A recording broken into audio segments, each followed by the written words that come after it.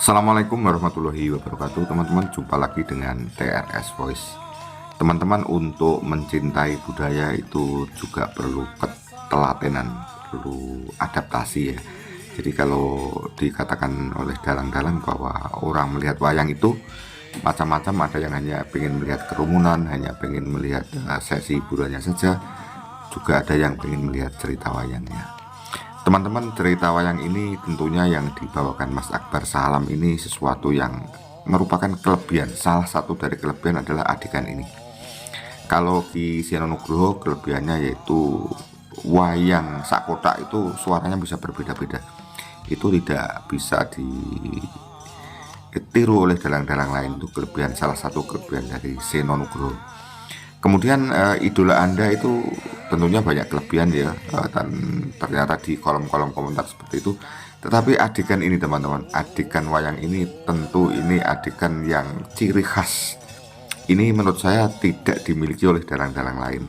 Bahkan dulu si Ki Gareng Semarang itu mengatakan pas pentas di Kediri bersama Elisa Orkatus Alaso itu adegan ini sangat mengesankan dan sangat mengingatkan pada almarhum Ki Seno Nugroho karena melakonkan wayang ini Mazda ya 11-12 dengan Ki Seno Nugroho seperti itu. Biar tidak gagal paham, ikuti teman-teman, tentu Anda pasti suka.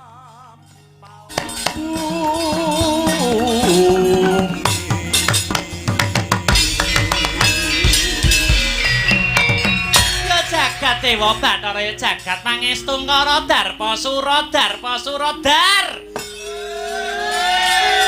Nuringgih Sang Tandya Barari.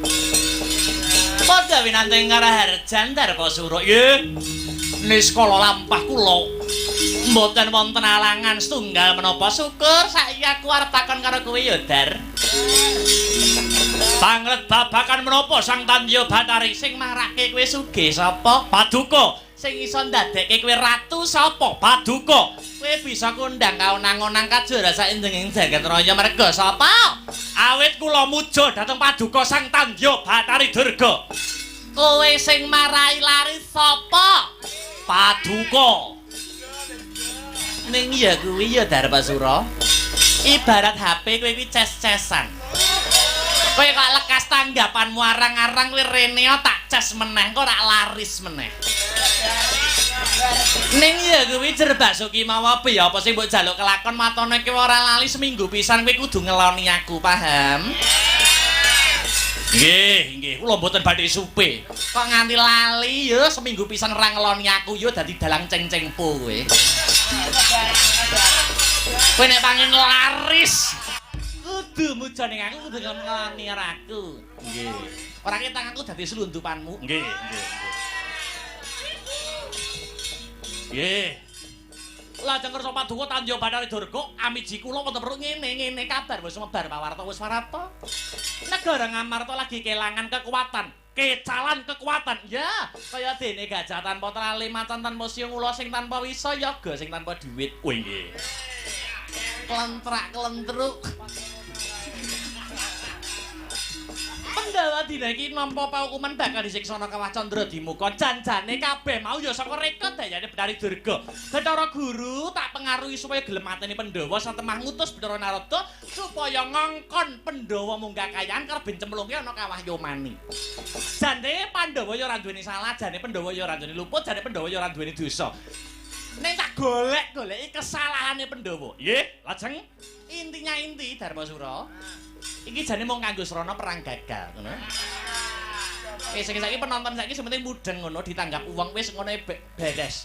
Basamu rasa muluk-muluk Darmasura, ya Dar, ya Dar. Nggih. Mestaken dawuh. Wis ta manut aku laris. Nggih. Mula saiki siagakna wadya balamu. Kret lampit brungkat kimpul manton lanang nyekel gaman lading pangerti dagi bathok wadahe getih. Digempur negara Ngamarta mumpung lagi kelangan kekuatan. Ngestaken dawuh. Sing ning mburi jenengmu sapa?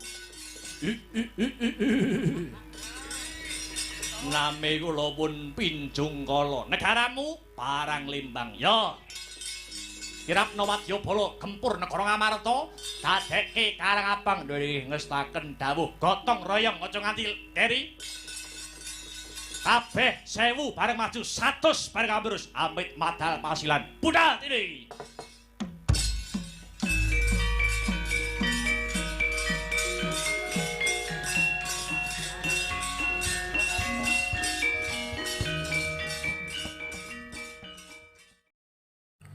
Teman-teman dan sahabat dimanapun Anda berada, ini salah satu adegan lakon Pandhu Swarga di Blitar tanggal 3 Mei 2025. Ternyata di dalam cerita wayang juga ada provokator ya, bahwa ternyata Pandhu Swarga itu atas tipu daya daripada Bedari Durga seperti ini ya teman-teman. Bahwa sebenarnya Pandhawa itu tidak punya salah apa-apa, maka si Puntadewa ingin dimasukkan ke dalam kawah Candradimukha itu ternyata juga atas masukan dari Durga yang notabene mantan istri daripada Bathara Guru yang karena melakukan sesuatu kesalahan akhirnya diturunkan ke dunia dan menjadi ratune alam lelembut, yaitu dengan negeri Dandang Mangore. Jadi apa ya rakyatnya ya rakyat lembut seperti itu ya teman-teman ya. Dan bahkan menurut saya mungkin dikala Pandhu pinjam Lembu Handini akhirnya untuk nuruti daripada ngidamnya istrinya Madrim itu, akhirnya di Sendal Mayang mungkin juga atas bujukan daripada Bedari Durga seperti ini. Kemudian apa yang ingin saya ceritakan dalam adegan ini, kenapa adegan ini saya up dalam video saya teman-teman. Yang jelas setelah mencermati semua pewayangan Masda ini, adegan ini saya suka sekali. Saya senang sekali, dan bahkan pengakuan dari Mas Gareng Semarang, adegan Bedari Durga ini adegan yang sangat bagus untuk Masda dari 11-12 dengan Ki Senonugroho. Seperti itu ya, ini salah satu. Kemudian begini teman-teman, bahwa dalang itu tentu, dalang-dalang kondang itu tentu mempunyai kelebihan masing-masing ya. Kalau Ki Senonugroho tadi saya katakan bahwa salah satu kelebihannya yaitu wayang sakota itu suaranya bisa berbeda-beda. Jadi dialog 5-6 wayang dengan kecepatan tertentu tetap beda-beda. Gatotkaca, Antareja itu suaranya hampir sama tetapi tetap berbeda. Kemudian kalau di Natasabda itu dinamika dalam berdialog itu yang sampai sekarang tidak ada yang menandingi. Kemudian kalau Mantep Sudarsono terkenal menjadi dalang setan, kemudian Bayu Aji, setelah itu dalang sabetnya, setelah di Mantep Sudarsono ada Ki Bayu Aji, kemudian ada Ki Kangko dan lain sebagainya. Kemudian ini muncul Masda Akbar Salam ya. Jadi adegan ini menurut saya gemeske. Masda Akbar Salam yo iso handle gitu loh. Iso handle, iso nyente-nyente. Jadi saya bayangkan bahwa ya Bedari Durga itu kan janda ya, janda yang seperti itu. ini nganyel kayak gitu loh teman-teman. Jadi akhirnya karakter ya, menjadi karakternya Masda. Jadi adegan itu sebenarnya tidak begitu menarik teman-teman. Jadi adegan Bedari Durga dari dulu ya, karena memang Bedari Durga itu kan tokoh yang negatif, tokoh angkara murka ya, tokoh dari Bolokiwo ya, yang selalu melawan kebenaran. Tetapi Masda Akbar Salam pengen membuat adegan ini, jejeran ini menjadi menarik, yaitu dengan seperti itu. Itu tentu kelebihan di antara sekian kelebihan dalang muda ini, yaitu namanya berimajinasi.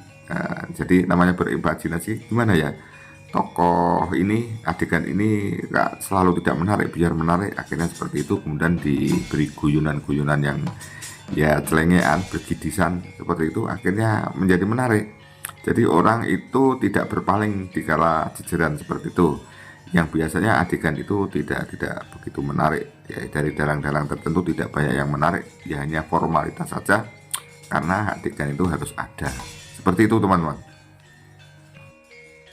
Kemudian saya kadang-kadang bertanya ide dari karakter si Betari Durga seperti itu bermula dari apa? Mungkin suatu hari mengamati ada seorang wanita yang paruh baya, kemudian ya dengan komunikasinya seperti itu ya, ada wong wedok sing lancang wong wedok sing lancang kan ada ya.